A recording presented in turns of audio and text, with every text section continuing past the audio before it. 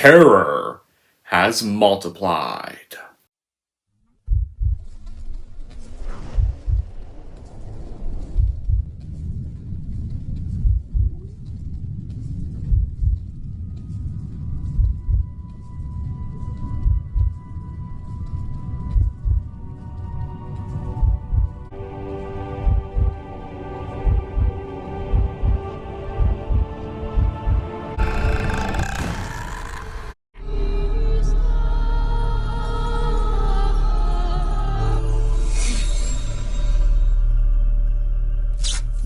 Hey everyone, it's Don G. Corleone here, and I am here with episode 9 of Halloween Horror Movie Reviews 5, and today's episode is going to be for 2001's 13 Ghosts, directed by what's his last name? Steve Beck. Steve Beck. What is the plot of 13 Ghosts? Well, the plot of this movie is a man named Arthur and his two children named Kathy and Bobby inherit his Uncle Cyrus's estate. It's a glass house that serves as a prison to 12 ghosts. When the family, accompanied by Bobby's nanny, and an attorney, they enter the house and they find themselves trapped inside an evil machine that's designated by the evil and powered by the dead to open the eye of hell. So they're aided by Dennis, a ghost hunter played by Matthew Lillard, and his rival Kalina, a ghost rights activist out to set the ghosts free. Now the group the group now has to do what they can to get out of the house alive. Here's the plot of 13 Ghosts. So, this movie, guys, is it's this remake of a horror film from 1960 that was done by William Castle that was also called 13 Ghosts. And the cast of this one is Tony Shalhoub, Emma Davids, Matthew Lillard, Shannon Elizabeth, Alec Roberts, Rod Digga, and F. Murray Abraham. It's pretty much a remake, and when it came to doing the script went through some rewrites, and James Gunn had performed the rewrites, but he got uncredited for the rewrites, and production on the film tragically coincided with the September 11th attacks. But after 13 Ghosts, the remake was released theatrically into theaters to the public. Shot and marketed first. It would go on to be released to the public theatrically on October 26, 2001 in the United States. And this movie got such massive bad reviews from critics and did not make any profits at the box office. This had a budget of $42 million, and it only made back $68 million worldwide. This film bombed. This film pretty much bombed at the box office. In short, now as for my reaction. So, I had not seen this movie before, but tonight was my first time watching this movie. And I gotta say, how was 13 Ghosts? Well, you know what?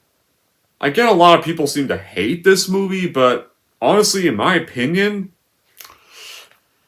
I don't think this movie is really as bad as many make it out to be.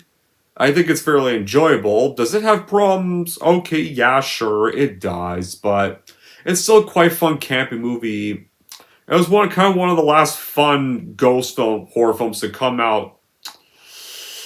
pretty much come out before they started getting more serious. It was pretty much the second film from William Castle to be given the remake treatment after Dark Castle Entertainment debuted with 1999's House on Haunted Hill. 13 Ghosts, it doesn't really stand up to scrutiny here, and it does give you some unanswered questions, you never know much of the story behind each of the ghosts, or how to place this bunch of sheet glass with lag containment spells anywhere. How is Arthur able to afford help, and stuff, but yeah,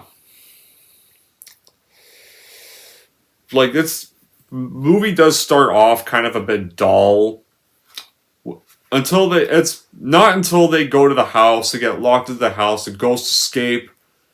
That's where the movie really does get going. Oh man, the ghosts in this film are very brutal looking with their attacks. Like, their attacks are pretty violent, they're very bloody. Like, no, they're not peaceful ghosts. These guys, some of these ghosts were violent murderers before they died.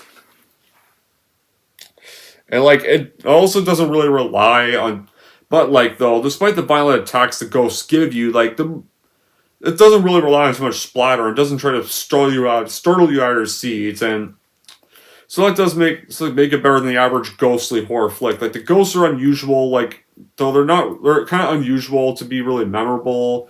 There's not a lot of familiarity to the plot. Like, I mean, it's still a fun flick. I mean, it has a solid cast and some good effects. I'll get more to the effects later. Something about the effects. It's like there's some like 5 or 10 minutes of scary interaction between the ghosts and the children, like, or technically one's a child and one's technically a teenager, or so like if you had some more interactions like with the ghosts, like the children like encountering more of the ghosts a few scenes more, like because like this movie's surprisingly pretty short. Like it's 91 minutes, almost feels like 88 minutes. Like it's really goes by quick. Like, could have wished you had like 10 extra minutes more to see some more ghost interactions. Like, in 13 Ghosts, you find spooks, you find terrors that, like, pretty much, like, this glass house, like, it's pretty much the kind of glass house you definitely did never want to enter because you definitely would find a bunch of trouble in there. Like, you have to deal with these 13 ghosts, and no, none of these 13 ghosts, they're not Casper the Friendly Ghost, they're not like them. These are ghosts that are out with a vengeance. They seem like these guys clearly want to be free, but they also take pleasure in wanting to kill your ass. Like there's ghosts like the Juggernaut or the Jackal, the one in the thumbnail you saw, the Tom Prince, the Bound Woman. Like pretty much like these are ghosts that are out to get you as soon as you enter this house. Like they're like, it was still like a fun horror. Like it was not really scary per se. Like this cover makes the film look fucking scary, and I kid you not. Like yeah, even Imp Awards considers this a poster that Imp himself would never hang in his own room, and imagine encountering this poster in your room at night randomly. Like this film, like this cover makes the film look scary, and it's not really. I mean, this is kind of more silly fun than seriously scary, but it's still harmless charm, and like it's still kind of fun late night entertainment. Like director Steve Beck, despite the fact he directed a shit called Ghost Ship, this guy did thankfully do a great job here, with all some wild thrills and crazy monster effects, a huge glass night spook house, and a solid cast. Like this film was actually fun. Sadly, Steve Beck would end up killing his career when he directed Ghost Ship and ripped off Event Horizon. Now, when it comes to the actors in the movie, I think easily Matthew Lillard, who plays Dennis Rapkin in the movie, I think he does the best job of the whole cast when he portrays a crazy psychic ghost hunter. Like he's pretty much the one character I feel like is portrayed really well in the film. Like honestly, instead of like the family characters, like I wish this film was more about his character.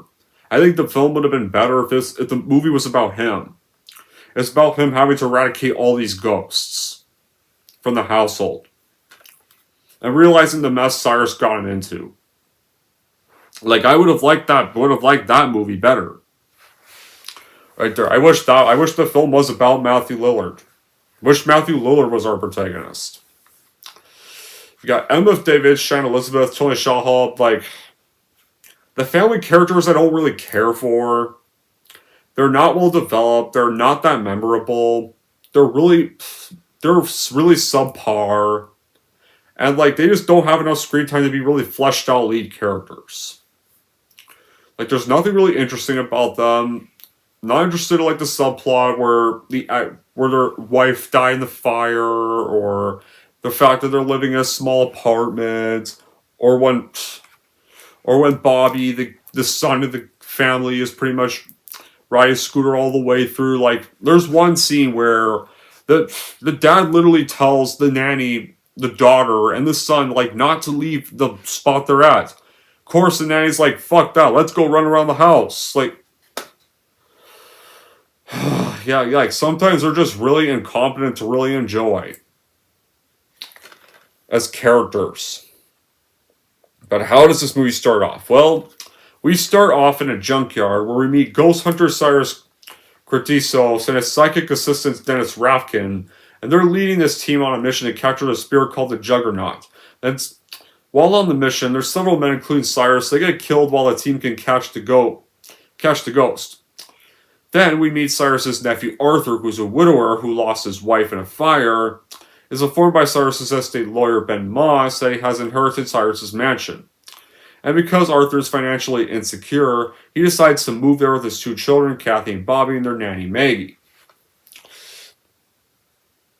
Then Dennis pretty much ends up meeting the family. They tour the mansion. The residence is literally made of glass sheets. Like, it's a pretty well-designed house. I can give it that. Sorry, guys, but the sheets are like made with Latin phrases, and Dennis recognizes them as barrier spells. And then he sees 12 angry ghosts that he and Cyrus captured are actually imprisoned in the house, and they're held captive by the spells. And so like Dennis warns Arthur, and Moss ends up triggering this mechanism that seals the house, releases the ghosts, and Moss dies when a set of sliding doors cut him in half, and like that's one nice little kill scene right there. Or where the ghost pretty much kills him with those doors and they slice him in half. Like that's actually quite a neat little death scene. I can give the movie credit for that. Then of course while Bobby's scootering around the house, he sees several of the ghosts, such as the widowed lover, his mother Jean, who had died of injuries in a house fire. Then he gets knocked unconscious and he gets dragged away. That pretty much right here comes your typical plot. The ghosts end up escaping captivity. They terrorize the family and the two scientists that sneaked into the house. Like, the movie is pretty predictable, but it's more enjoyable kind of predictable. There's not really much jump scenes. Like, don't expect anything like really scary in this film. But like they still have like one minor jump scene that's as you still have some nice special effects during these scenes that are used throughout the whole film. Like the ghosts themselves, the ghosts look fantastic. And they do create this great deal of tension through each individual scene that they're in. And like the movie set piece, the glass house, it's very well shot. It's beautiful to look at. Like you line with walls covered in Latin. Like they even resemble a painting. Like this set's a pretty fun house in a way. Like the film delivers more than its share of like funhouse chills and thrills, and you have an incredible set that serves as a centerpiece of the film. Right there, like 13 Ghosts, like it's kind of a rare, unique, and unusual horror film, like with a beautiful house design and some nice ghost designs. Right there, like what makes it like also better is that like it's like you just kind of enjoy this whole little ghost hunt they're on. Like it's not a really scary kind of ghost hunt, but you still kind of enjoy some of the scenes with the ghosts. Like the ghosts make the movie worth it. Like, they do a good job with the ghosts. The film shifts, it turns, it morphs into different shapes and configuration. Arthur's uncle is pretty much this nasty villain character that's devoted to capturing ghosts, and the house is the Phantom's prison. The house is this, like, marble design with this puzzle-like box and eerie corridors. Like, the house is more than just a Latin paintings. Like, it has the sliding walls, spinning floors, the phantasmic fence that pretty much allows no one to escape, but like the family does get help from inside the house from this psychic and this oculist that's played by Embeth Davids to destroy the house. Like there's definitely some imaginative gore death scenes, like the sliding glass door death with Moss getting split in half. The film, like it's nice to see a movie that doesn't really skip on the good old fashioned kind of groove from like the 90s or the 80s, and like bodies get broken into, they're graphically smashed, they're torn, slashed, and they're shredded to pieces. Right there, like, I feel like the people who designed these ghosts in this movie, they definitely should get kind of an award for their hard work. Like, these designs are genius, they're a nice little gross out factor in all these designs, like Like it is definitely a bit of a shock. Like when you do first meet them, like there's one scene where Shannon Elizabeth explores this bathroom and it looks all clean. But the thing is, guys, like you remember, you can't. The characters are told they have to put on these specific glasses so they can see the ghosts. You can't see the ghosts unless you wear the glasses. And like when, from the glasses point of view, we see the glasses point of view in this shot where the whole bathroom's covered in blood and the whole water's full of blood, and one of the ghosts is lying in that bathtub, just not moving at all. And like Shannon Elizabeth is pretty much washing her face with the bathtub water. But when you see the ghost point of view, it's actually blood she's washing her face with, and the ghost is just chilling, like, yeah, go ahead, wash that face. Wash that face. And like pretty much clearly trying to get ready to kill her. Like that's kind of that does get kind of a laugh out of me. That was kind of a funny moment. Right there. Just so unaware of what she's washing her face with. Like the storyline is kind of a clever piece of thinking right here. Like it's kind of a typical haunted house horror, but it's a fun kind of haunted house horror. Like they didn't pick just some ugly house to make the haunting more predictable. Like they actually picked a sheer beautiful house that anyone would probably love to live in. Now when it comes to like the ghost designs and speaking of like the ghost designs and the people who designed them, here's a little childhood story. I remember what I think I do remember. I went to a summer film camp during my middle school days. There was one day when I think an effects producer or set designer or something, effects makeup artist came in and told me my whole camp that I was with, all the sets she worked on, I think she worked on one of the X-Men films, the original ones, and did makeup for certain movies, and I think from the stuff she all told us, there were some things she worked on some of the ghosts in 13 Ghosts, in a way, and yeah, did some of the ghosts in 13 Ghosts, but since we were young, we couldn't really see some of the pictures of the ghosts because some of them were a little too frightening or too graphic to show. But she mentioned that she did work on some of the ghosts in 13 Ghosts. So yeah, honestly, I think this makeup artist did terrific with their designs. These ghosts are actually pretty scary to look at. They did well making them pretty terrifying ghosts. They're not just a typical blanket kind of ghost. These ghosts kind of do look like real people that actually did die. Then we get to the glasses scene. And Dennison, because the characters have to use a special pair of glasses that allow the wearer to see the realm to avoid the ghosts. You get to the thumbnail ghost you saw, the Jackal, who's the most dangerous ghost, shows up, attacks Kathy and Arthur, but they get saved by Kalina, a spirit liberator attempting to free the ghosts. Kathy then disappears, and the four adults gather in the library, and Arthur learns that Jean's ghost is also in the house. Kalina explains that the ghost is this machine powered by captive ghosts that allows the users to see the past, present, and the future. And the only way they're going to be able to shut down and free the ghosts is the only way they're going to be able to shut down is that they have to create a 13th ghost from a sacrifice of love. And Arthur realized he has to become that ghost to save his children. In a way, and pretty much the only way these ghosts are going to be free in peace. So, Arthur and Dennis arm themselves with the glasses. They enter the basement to go find the kids. Dennis barricades Arthur behind a glass sheet for his protection. Then Dennis pretty much ends up getting beaten to death by the hammer and the Juggernaut ghosts.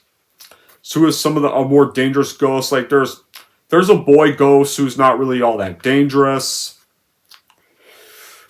There's one ghost, some of them are dangerous, but there are some that are actually pretty murderous, right there. And so, Dennis is dead, and then it gets revealed that once Arthur finds his kids, Cyrus faked his death to lure Arthur to the house. Kalina is his partner and lover, and when she knocks Megan conscious with this large book, and then kisses Cyrus upon his approval, it turns out, you find out that Cyrus actually orchestrated the abduction of Kathy and Bobby, so Arthur will become the 13th ghost. And it will not stop the machine as Kalina had claimed, but trigger its activation.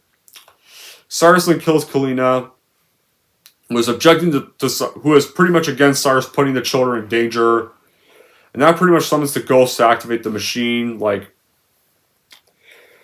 Like, seriously, like, these ghosts are well designed, but they're good ghosts, but you don't really see much backstory for the ghosts, like how they like ended up being like meeting their fates and stuff. Like that's another thing I wish we did have. Like I did wish we got some backstory for these ghosts. Like that's why the movie. I wish the movie was a little longer. You know, like if the movie was a little longer, then like that's the thing. Because this movie feels like way too short. It's like it's almost like 89 minutes if you don't include the end credits, or 88 minutes if you don't even include the end credits. Like this is a film that should have been like 100 minutes long or something. Like maybe expand on like the ghosts more. Like maybe focus a little more on Matthew Lillard and like that stuff I would have liked to see. Right, like but the humor elements are actually funny and they're not overbearing. Like there's still some bits of suspense and there's still some decent kills and gore. And the editing is kind of excellent. Like now when it comes to the ghosts, guys, I'll mention all the ghosts. The ghosts are the angry princess, the bound woman, the firstborn son, the great child, the torso, the hammer, the jackal that you saw in the thumbnail, the juggernaut, the dire mother, the pilgrimess, the warrior lover, and the torn prince. Like, honestly, like these, with the exception of Matthew Lillard, like these ghosts are also the actual real stars of the film. They do a great job, and they do a great job with their well done makeup. Like the jackals are pretty freaky to look at. The angry princess is pretty freaky to look at. Like some ghosts don't really get shown as much as some of the others. Like Pilgrims and Torso don't really get shown a lot. But the ones we do see of them, they're very well done and cool. Right here, they really put the effort in these ghosts. Like right there. And just lost in thought again, but sadly, though, spectacle does take place over characterization when people get terrorized or thrown around this haunted glass house and right there and the whole glasses part, guys. Why there's like glasses in this film to see the ghosts is because, guys, when this movie came out in 1960, apparently like theater patrons were given glasses for the original to either see or not see the ghosts. Like here, the characters in the film, they're given glasses to make the ghost visible. Right there. So I guess it's a nice little throwback to that original movie. Right there. And like the whole Lost in Funhouse, like feel like the film does fairly well in creating that kind of atmosphere, but because of all the problems, it just kind of gets executed a little bit nah. Right there. I mean, now when it comes to the human actors, like aside just Matthew Lillard, like F. Murray Abraham does give a decent performance. Cyrus Kritikos, the bad guy. Like him and Matthew Lillard are the ones that really try their best with the script they're given. The rest of the cast is just not interesting. Like the nanny character kind of gets a little annoying, and the son and daughter, Shannon Elizabeth, are not interesting. The dad is kind of a protagonist. There's not much interesting about him. Right there, like, but yeah, like the characters of the film just could have been written better. Now we get onto the finale where after Arthur finds his two children like near the device tied together, he witnesses all 12 ghosts in the main hall orbiting this clockwork device on metal rings, and his children are in the center of it. So he fights Cyrus, while Maggie pretty much disrupts the machine's controls, that releases the ghost from its power, causes the machine to go haywire. Then the ghost then hurls Cyrus, so since Cyrus pretty much captured all these ghosts, locked them up against their will, they get their revenge on Cyrus and they throw him into the moving rings and slice him to pieces. And Cyrus there is dead. So Dennis then shows up as a ghost and encourages Arthur to save his two children. So after Arthur does get some kind of hesitation, he steps back for a little bit and then runs and jumps through the machine safely to protect his children. And the house's walls shatter as the malfunctioning machine rips itself apart, and the ghosts get freed. and they can finally go back to the afterlife where they belong. And then, of course, you see the mom's ghost, like the Arthur's wife who died in the fire. She tells the family she loves them, and then she disappears, and Arthur and his two children then embrace. But then the movie doesn't stop there, because as annoying as the nanny is, there is one. They do end with one last funny scene from her that actually is funny, where she's pretty much all like, "This was not part of the deception. That's fucking it. I quit." And that's where the credits roll. So I guess that was kind of a funny way to end the movie. Just the nanny deciding she's done with this job after everything she went through, and pretty much announcing that she's gonna quit the gonna quit working for them. I love that. Right there. It's kind of a funny spot to end the film. As annoying as the character is, that's the one funny scene from her that actually is kind of funny. So yeah, 13 Ghosts, it's enjoyable, but it has problems.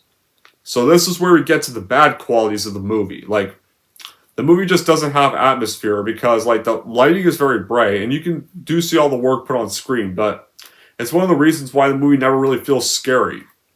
Times. It kind of makes the quality look more like a Disney Channel film.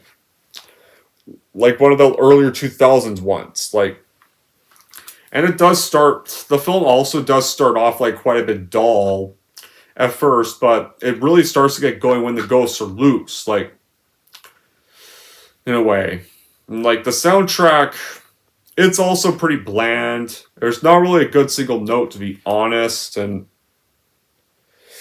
another bad quality I have is this misleading poster and this misleading cover. Because when you see a cover like this, you think, wow, this looks fucking scary. Wow. And then the movie starts and it's really not. It's really not that frightening. It's kind of tame for a horror film. This cover was kind of a lie. They should have, so I wish they did pick a less scary cover because the movie just ain't really scary. It's kind of more of a like a fun, campy ghost kind of horror. There's nothing really too scary about it. Like, some of the ghost designs are freaky to look at, but that's it for scary. But despite it not really being that scary and having problems, 13 Ghosts, I think, is still a solid flick. Like, in a way, like, some stuff is just unfocused and confused, but 13 Ghosts is still a fairly good film. Right there. So, my short recommendation is, yeah, it's definitely kind of a film worth streaming if you want like a fun kind of ghostly kind of horror film. So in the end, I would definitely just stream 13 Ghosts because it has some cool scenes with the ghost, and Matthew Lillard gives a fun performance in this movie, but it does have little atmosphere and has a bland soundtrack as well. Anyways, guys, that's it for my review of 13 Ghosts. If you're wondering how I'm going to rank 13 Ghosts, here's how I'm going to rank this movie. So overall, if you want to see a film with such nice ghost designs and some decent spooks and gore that will definitely deliver you, then I'd probably stream this one online because it doesn't have quite the atmosphere a film like this would promise you. If you're wondering how I'm going to rank 13 Ghosts, I'm going to give 13 Ghosts a 7 out of 10. Alright, there we go, guys. That wraps up 13 Ghosts.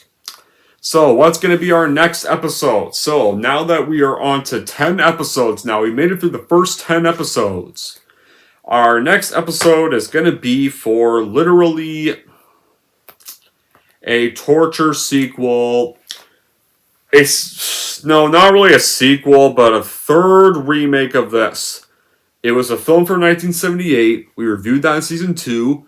Then in Season 2 as well, we reviewed what was pretty much the 2010 remake.